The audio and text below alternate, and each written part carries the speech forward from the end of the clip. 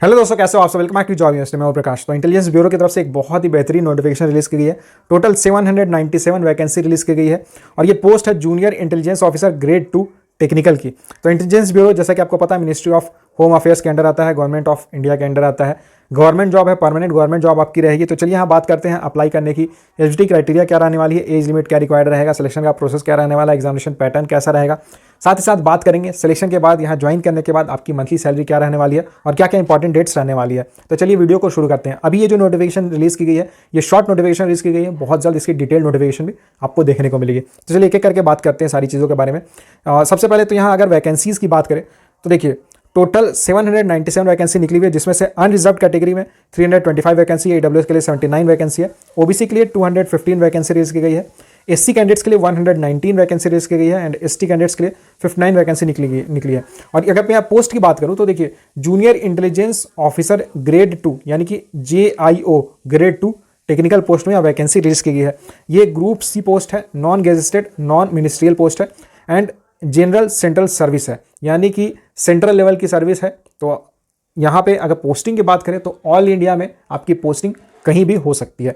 Salary की बात कर लेते हैं तो यहाँ आपको लेवल 4 का पे स्केल मिलेगा। तो आपकी बेसिक पे 25,500 रहेगी, जो इंक्रीमेंट लगते रहते इंक्रीज होते होते 81,100 तक जा सकती है।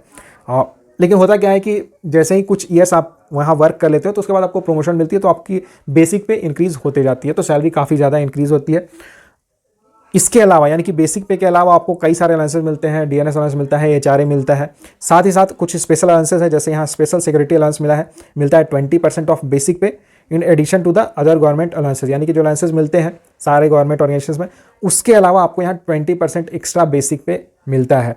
Cash compensation in lieu of duty performed on holidays subject to a ceiling of 30 days. अब होता क्या है, देखिए यहाँ पे जो जॉब है ये आपके इंटेलिजेंस ब्यूरो की जॉब है। तो यहाँ पे आपका जो वर्क रहता है थोड़ा कॉम्प्लिकेटेड रहता है, थोड़ा टेक्निकल रहता है। तो कई बार ऐसा होता है कि आपको एक्स्ट्रा भी वर्क करना पड़ सकता है, किसी छुट्टी के दिन भी आपको बुलाया जा सकता है। तो छुट्टी वाले दिन अगर आप काम करते हो तो यहाँ पे आप इन्होंने बता दिया है कि आपको कैश कंपेंसेशन भी मिलेगा, यानी कि आपको एक्स्ट्रा अमाउंट मिलेगा अगर आप एक्स्ट्रा वर्क करते हो। सिंपल है। क्वालिफिकेशन की बात कर लेते हैं। देखिए अगर आपने डिप्लोमा किया हुआ है इंजीनियरिंग में, इलेक्ट्रॉनिक्स एंड टेलीकम्युनिकेशन या फिर इलेक्ट्रॉनिक्स एंड कम्युनिकेशन में, या फिर आपने कंप्यूटर इंजीनियरिंग या कंप्यूटर एप्लीकेशंस में डिप्लोमा किया हुआ है तो आप यहाँ अप्लाई कर सकते हो।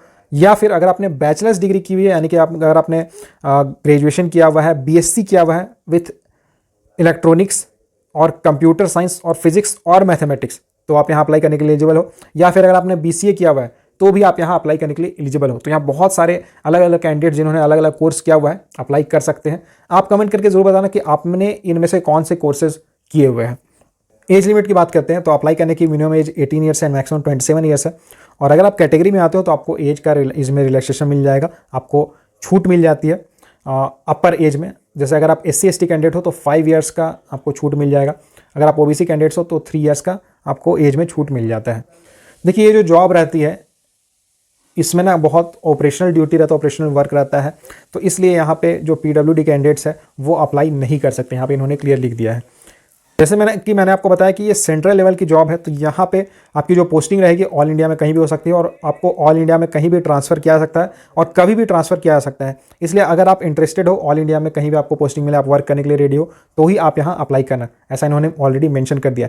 सिटी ऑफ एग्जामिनेशन की बात करते हैं तो यहाँ पे इन्होंने ये मेंशन कर दिया। देखिए ऑल इंडिया लेवल की वैकेंसी निकली हुई है, तो ऑल इंडिया में एग्जामिनेशन सेंटर रहने वाले। जब आप फॉर्म फिल करोगे उस समय आपको 5 चॉइसेस भरना है, 5 ऑप्शंस भरना है एंड उन्हीं 5 ऑप्शंस में प्रीफर किया जाएगा कि आपको उन्हीं 5 ऑप्शंस में किसको ये एग्ज़ाम सेंटर अलॉट किया जाए। लेकिन वो 5 एग्ज़ाम सेंटर अगर ऑलरेडी भर जाते हैं तो फिर आपको उसके अलावा कोई और एग्ज़ाम सेंटर अलॉट किया जा सकता है। एग्जामिनेशन की क्या पैटर्न रहने वाली उसके बारे में बात करते हैं। तो देखिए यहाँ पे 3 टियर में आपका सिलेक्शन होने वाला है, Tier 1, Tier 2 and Tier 3। Tier 1 की बात करते हैं तो यहाँ आपको एक ऑनलाइन एग्जाम देना होगा, ऑब्जेक्टिव टाइप रहेगा, मल्टीपल चॉइस क्वेश्चंस पूछेंगे। टोटल 100 क्वेश्चंस पूछेंगे, जिसमें जनरल मेंटल एबिलिटी से 25% क्वेश्चन पूछेंगे, यानी कि 25 क्वेश्चंस पूछेंगे एंड बाकी 75 questions combination of subjects as per essential qualification. जैसे कि मैंने उन्होंने बताया हुआ है कि डिप्लोमा रहना चाहिए या डिग्री रहना चाहिए, तो रिलेटेड सब्जेक्ट से आपसे क्वेश्चंस पूछे जाएंगे। यहाँ 1/4 नेगेटिव मार्किंग भी रहेगी। तो टोटल जो आपका ये ऑनलाइन एग्जाम होगा टोटल 100 मार्क्स का होगा एंड इसके लिए आपको 2 आवर्स का टाइम मिलेगा। Tier 1 क्वालिफाई करने के बाद आपको Tier 2 यानी स्किल टेस्ट के लिए कॉल किया जाएगा और skill test practical based and technical in nature commensurate with job profile, यानी कि जो जॉब प्रोफाइल रहेगी उसके अकॉर्डिंग ही यहाँ पे आपके स्किल को टेस्ट किया जाएगा। प्रैक्टिकल नॉलेज आपकी चेक की जाएगी एंड टेक्निकल नॉलेज चेक की जाएगी, और ये 30 मार्क्स का होगा। टीयर 2 क्वालिफाई करने के बाद आपको कॉल किया जाएगा इंटरव्यू के लिए एंड पर्सनैलिटी टेस्ट के लिए, एंड इसमें और ये जो पर्सनैलिटी टेस्ट होगा ये 20 मार्क्स का होगा। फाइनल सिलेक्शन की अगर मैं बात करूँ तो final selection online exam plus skill test plus interview के मार्क्स के बेसिस पे आपका होगा।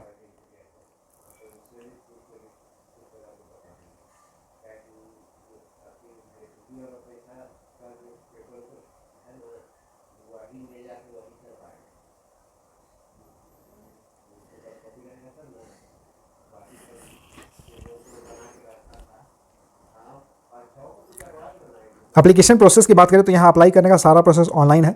आप डायरेक्टली इस वेबसाइट पे जाके रजिस्टर कर सकते हो। ऑनलाइन रजिस्ट्रेशन 3 जून से स्टार्ट होने वाली है एंड अप्लाई करने की लास्ट डेट 23 जून रहेगी, यानी कि लगभग 20-21 दिन का आपके पास समय रहेगा। तो अगर आप अप्लाई करना चाहते हो जल्द से जल्द अप्लाई कर देना, क्योंकि होता क्या है कि जब आप स्टार्टिंग में ही अगर आप अप्लाई नहीं करते हो और आप सोचते हो कि ठीक है लास्ट में अप्लाई कर दूंगा, एंड में अप्लाई कर दूंगा, तो उस समय कई बार होता है कि बहुत सारे कैंडिडेट्स एक साथ अप्लाई करना चाहते हैं, सर्वर में प्रॉब्लम हो जाती है। कई बार होता है कि आपकी या तो एप्लीकेशन ही कंप्लीट नहीं हो पाती है या फिर फाइनल आपका पेमेंट नहीं हो पाता है, जिसके कारण आपका जो एप्लीकेशन ये अधूरा रह जाता है। तो इसलिए ये सब मिस्टेक मत करना। अगर आप यहाँ अप्लाई करने में इंटरेस्टेड हो तो जितनी जल्दी हो सके अप्लाई कर देना।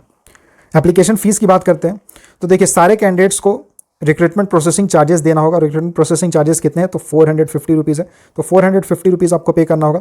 और अगर आप मेल कैंडिडेट हो, अनरिजर्व EWS या OBC कैटेगरी में आते हो तो आपको एग्जामिनेशन फ़ी और साथ ही साथ रिक्रूटमेंट प्रोसेसिंग चार्जेस भी पे करने होंगे, यानी कि 450 प्लस 50 रुपीज़, तो टोटल 500 रुपीज़ आपको एप्लीकेशन फ़ीस यानी कि टोटल फीस आपको पे करना होगा अगर आप यहाँ अप्लाई करना चाहते हो। तो ये थी intelligence bureau junior intelligence officer की सारी डिटेल्स। इससे जुड़ा अगर आपका कोई सवाल रहता है तो आप मुझे कमेंट करके पूछ सकते हो, और साथ ही साथ आप कमेंट करके बताना आप इस जॉब में इंटरेस्टेड हो या नहीं। Thank you and all the best.